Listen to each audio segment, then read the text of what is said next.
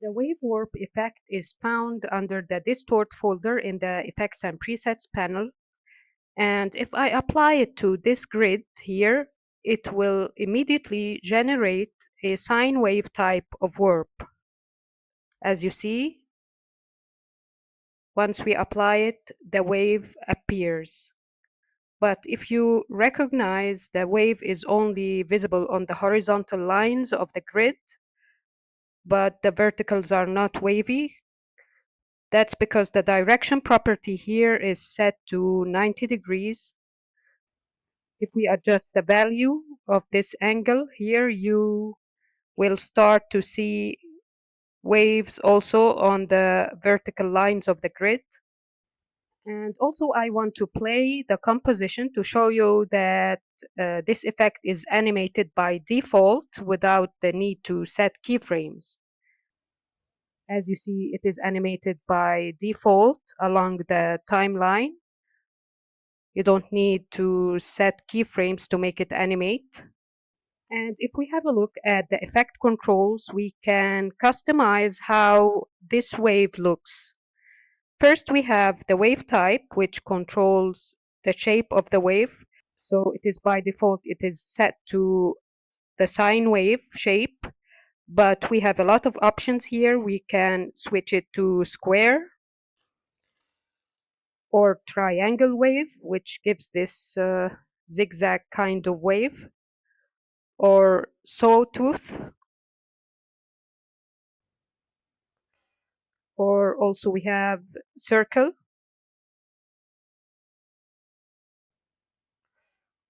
or semicircle, and a lot of other forms you can choose from this list, but I will keep it at the sine wave option.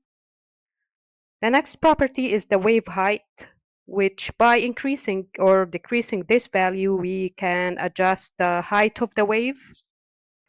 Next, we have the wave width, and obviously, when increasing this wave, you can make the wave look more smooth. And we can change the direction of the warp from here by just adjusting this angle.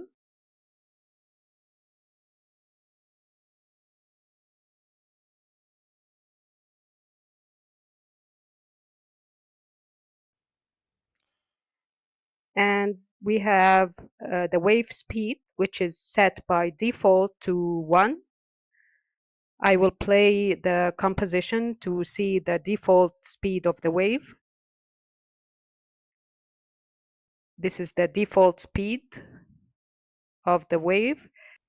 If we increase the value of the wave speed to 3, for example, this means that the speed of the wave will be faster 3 times than the default speed. As you see, the wave is moving more fast now. And next we have the pinning options. Currently it is set to none, which means it is distorting the entire layer, including all its edges. But if I set the pinning to the left edge, for example, immediately the left edge will switch from wavy line to a straight line, because the wave warp distortion doesn't apply to the pinned edge. And if we play now, you'll see that all edges are waving except the left edge, which is pinned. So you can choose any edge from the list to pin it. Next, we have the phase property, which is just a way to manually set the starting point of the animation. And finally, we have the anti-aliasing, which is a selector of low, medium, or high. But it's better to keep it at the default, which is low, because it's easier when you come to render your work. To understand how we can use the wave warp effect, I will do this small exercise. I want to use the wave warp effect to make the hair of this beautiful girl blow in the wind. So here I have the layer of the girl. So what I'm gonna do, I will make a mask on the part of the hair that is going to blow in the wind. So I will go to the pen tool while the layer of the girl is selected. Then I will go to the screen and pick few points to make a mask.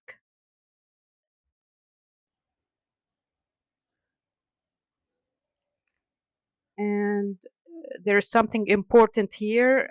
You need to make sure that the side of the mask next to the girl's head is a straight line. So when you come to this point, you need to hold Shift on the keyboard to make this side of the mask straight line.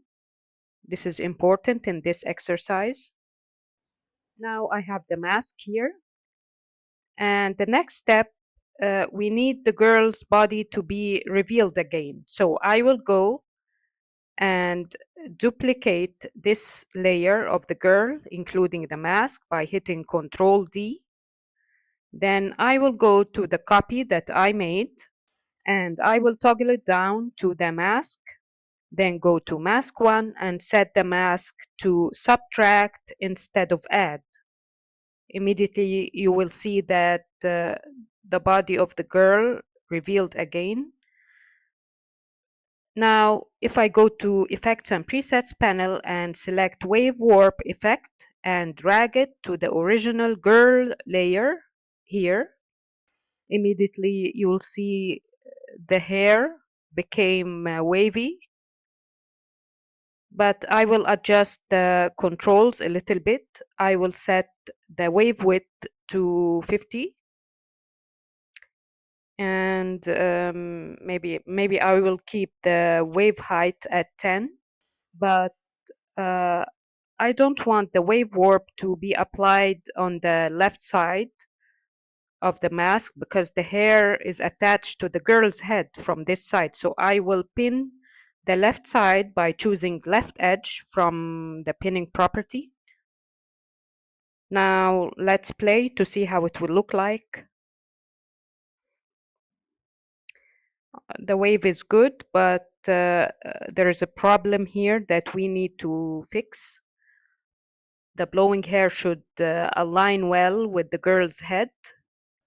To fix this, I will use another effect called transform, and I will drag it to the layer here.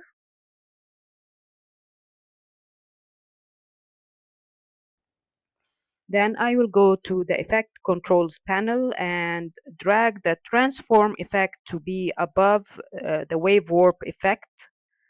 As you know, the order of the effects in this panel matters.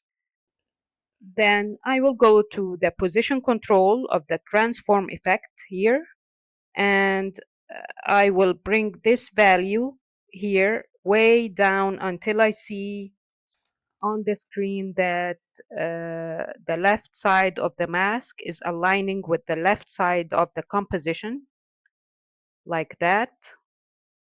Then next step, I will go to the position property of the entire layer from here by selecting the layer and hit P on the keyboard to reveal the position property. And I will go to this value here of the horizontal position and increase it till I set the hair back to its position and try to align it well with the girl's head. I think I need to adjust also the vertical value a little bit so that the black lines in the hair are aligned perfectly well.